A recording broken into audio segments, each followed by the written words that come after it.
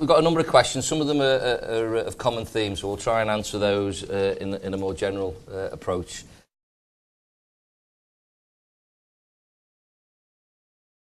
The size and scale of the ultimate programme has still got a mechanism to go through with our regulator, but from what we know at the moment, I'd say certainly at least £500 million plus would be going out to the marketplace in individual sort of packages and competitively tendered projects during the life of the AMP. So that's the sort of size and scale of the competitive programme as a minimum, depending on the size and scale of our final determination. But we will look to maintain a very healthy, competitive approach to the market, as well as the delivery partners that we've been speaking about earlier on this morning.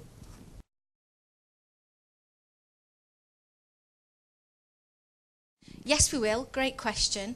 And we're going to try and get the slides on the UU website by the end of the week, along with the attendance list. If we can't do that, then we'll send it out to you separately.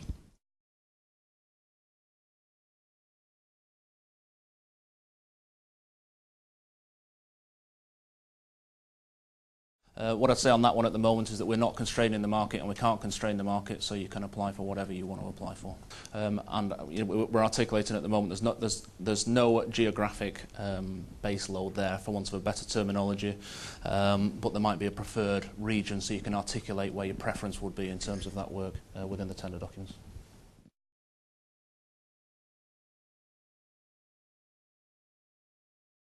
I think there's two sort of slightly different answers to that question. First of all, the AMP of the 12-year period is as much about having people on board to help with, if we choose, help with the planning and pricing of AMP 7 when we get into that mechanism.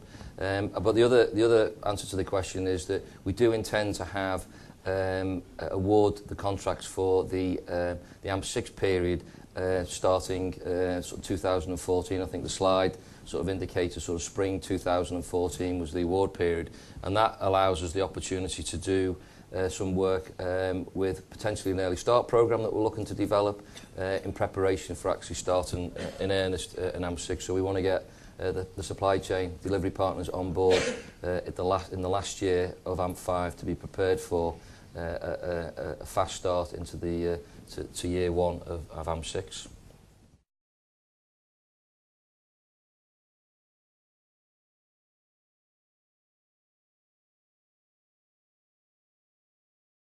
Now this will be fully documented in the PQQ and the ITN, but in the spirit of being open, it will be £145 million per annum. So if your turnover isn't that high, then you might want to consider your options in terms of joint venture or arrangements with other partners.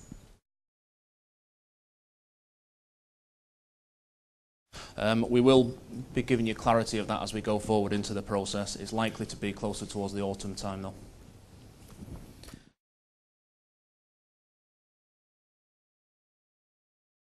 I think from our perspective, we're quite open to this in terms of what is going to work best for both ourselves and the delivery partners. So it's not something that at the moment we're going in with a predetermined view. We want to sort of really engage with you, particularly in the last phase of the procurement process, in terms of what do you believe is the most appropriate way to sort of encourage, incentivise, bring along those sort of new ideas that I'm encouraging you to put on the table, and that is something that we'd want to work with you rather than us impose that idea at this stage in the process.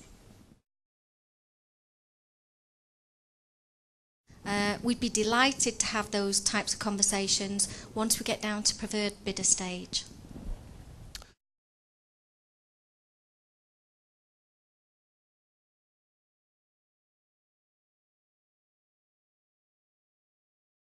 We're not looking to base it purely on cost. There's going to be other items in there, such as performance within the work stream, performance on some of the really important issues that Neil, Duncan, Janice spoke about in terms of customer integrity, innovation. All those types of things will all play a part in the mini competition, as will our supplier relationship management scores and that type of issue. So it's not just purely based on commercials. There's going to be a lot of other criteria as well.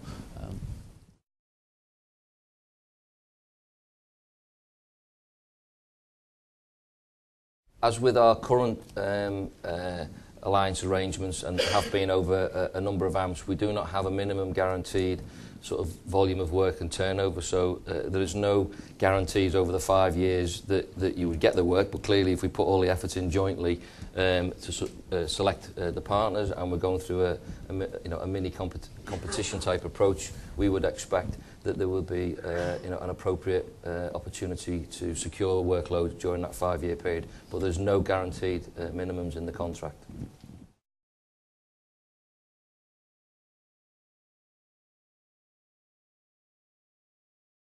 That's Spring 14, and that will allow us early contractor involvement, plus, as Neil has just talked about, the potential for an early start. There's an additional 2 parts following the ITN submission, and that's we actually go through a negotiation process, and we'll also do behavioural workshops and assessments. Now, we said we'd come out to in about 2 weeks' time. The PQQ will be open for 4 weeks.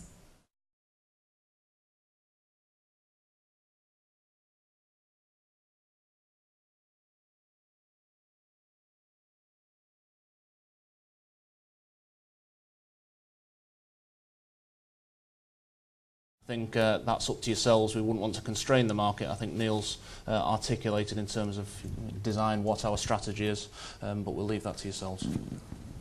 You've just answered my last question, so... Have you got any others, Janice? No, I'm done.